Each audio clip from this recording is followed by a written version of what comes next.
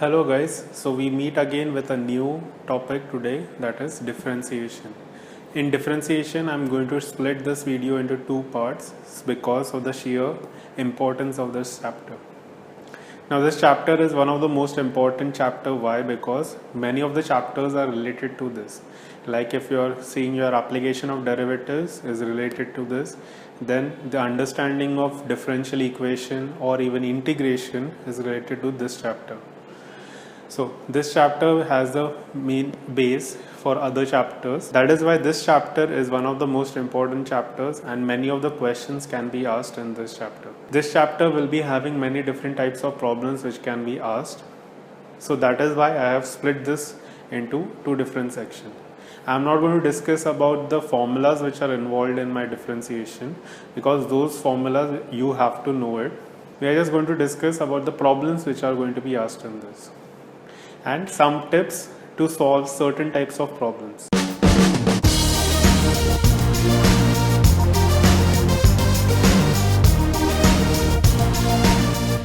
These are the first two questions. In the first one, they have given the value of f of 9 as 9 and f dash of 9 as 4. I have to find the limit of this particular thing. You can see that this becomes a 0 by 0. So basically this problem is also related to your continuity. So you're getting a 0 by 0 form. So you can apply your L'Hopital rule. So L'Hopital rule will be derivative of the numerator divided by derivative of the denominator. So if you're taking derivative of this, it is root of f of x. You will first of all consider the outer function, that is the root function. So root derivative is 1 upon 2 root f of x into whatever is present inside, that is going to be f of x. So derivative of that becomes f dash of x divided by again the root thing.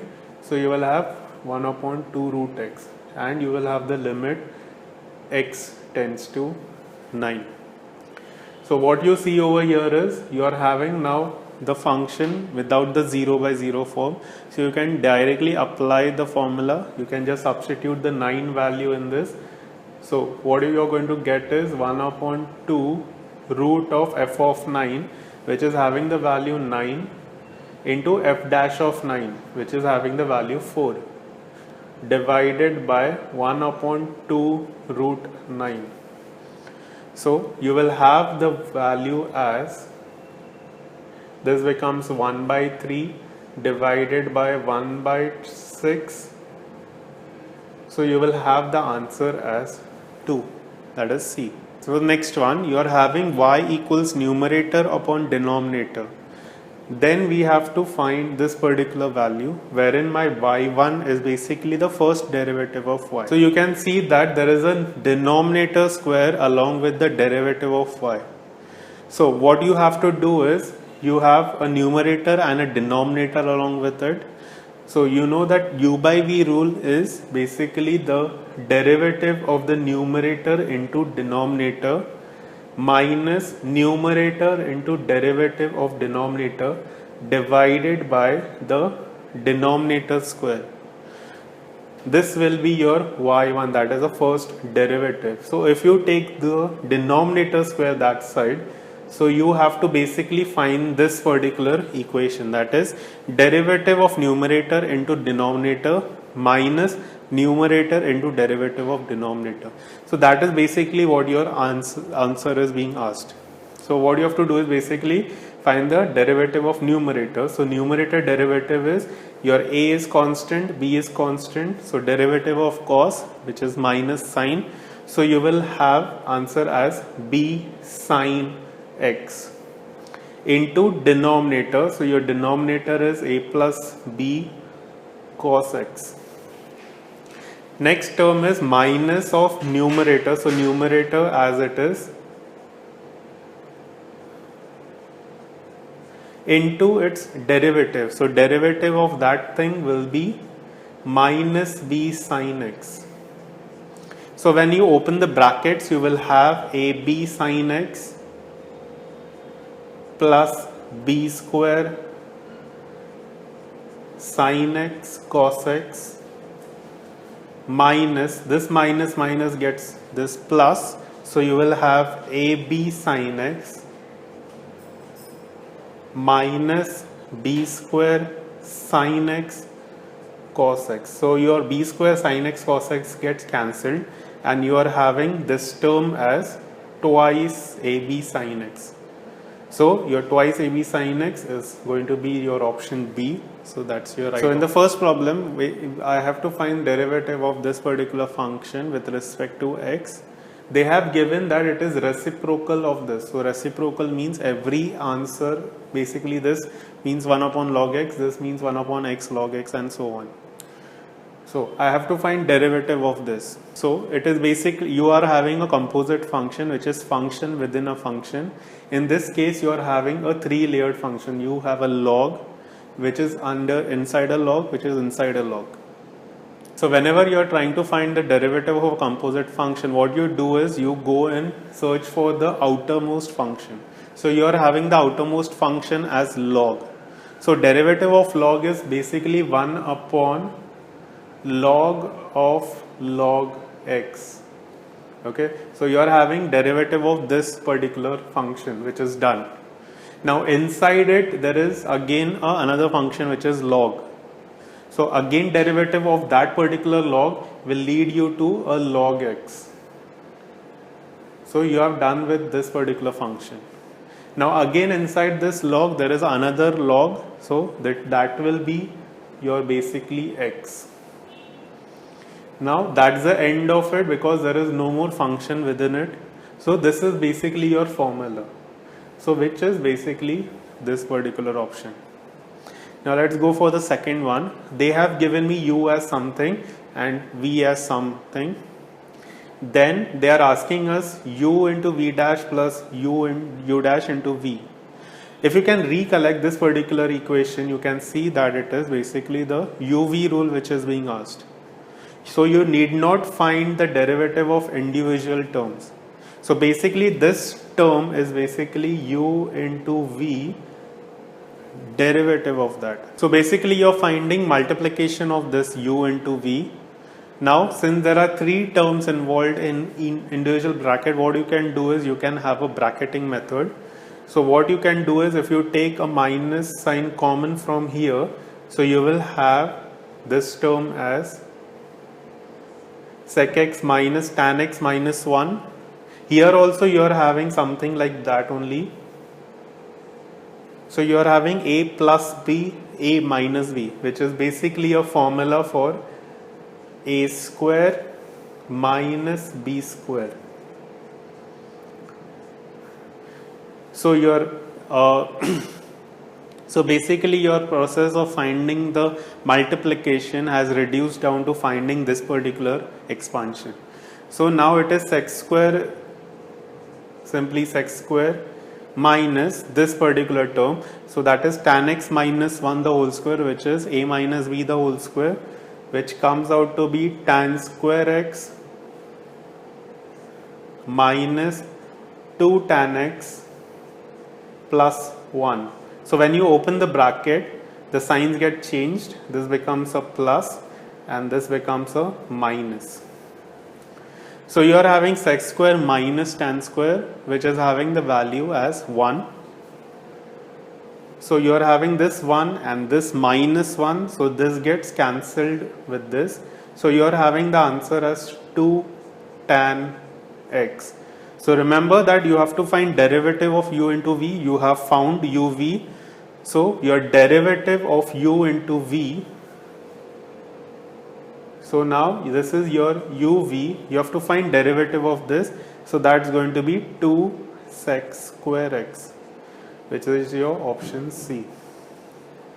So by simply observation and simply application of whatever you know from the other chapters, like this was the application for trigonometry and your algebraic equations and all those identities. So by simply using those knowledge, you can simplify your problem and solve the problem in a very quicker fashion. This way of solving can be improved if you are practicing daily such types of problems. So now in this problem I have to find derivative of this tan inverse. Now if I go directly, then it will be a bit difficult problem. So what I do is I look inside. I have a tan inverse. I try to bring a tan in this. If I make a little bit observation in this, if I divide the numerator and the denominator by a cos x, then I will get something like this. A cos x I'm dividing, so this will a and a gets cancelled with the numerator part of this, and I am having sin x upon cos x, which is tan x, plus I am having a b cos x divided by a cos x cancels out, and having b by a, and in the denominator I am having 1 minus b by a into tan x. So this form has now been represented as tan x plus b by a divided by 1 minus b by a tan x. Now if I write my b by a as tan theta or some value theta, which is constant basically in this case, so I will be having a tan x plus tan theta divided by 1 minus tan x into tan theta, which is a formula for tan of a plus b. So I am having this formula of tan of x plus theta. Now tan of x plus theta, where outside am I having a tan inverse. So this tan inverse tan gets cancelled out, and having a x plus theta, I have to take derivative of this. So if I am taking a derivative of this particular equation, derivative of x, I will get it as 1.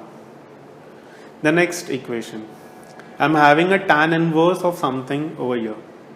Now if you, as I said, whenever you are having a tan inverse, you try to bring a tan inside it. So you are having x minus root of a square minus x square and all those terms. So whenever you are having a root of a square minus x square, it should immediately click to you that your substitution should be x equals a cos or sin theta. So in this case, let us make a sin theta as the substitution. So your theta will be basically equal to x. Theta will basically equal to sin inverse of x by a. So when you are doing substitution in this particular bracket, you will get it as a sin theta minus root of a square minus x square. So in that, if you take the a square common, because you are going to have something like this, root of a square minus, instead of x I will have a square sin square. So you take the a outside, it comes outside the root, it becomes a, and you are having 1 minus sin square, which is basically a cos square, and under a root it will be cos. Same way, in the denominator you will have a sin theta plus a cos theta. So now you can have that a cancelled out. So you are getting this equation.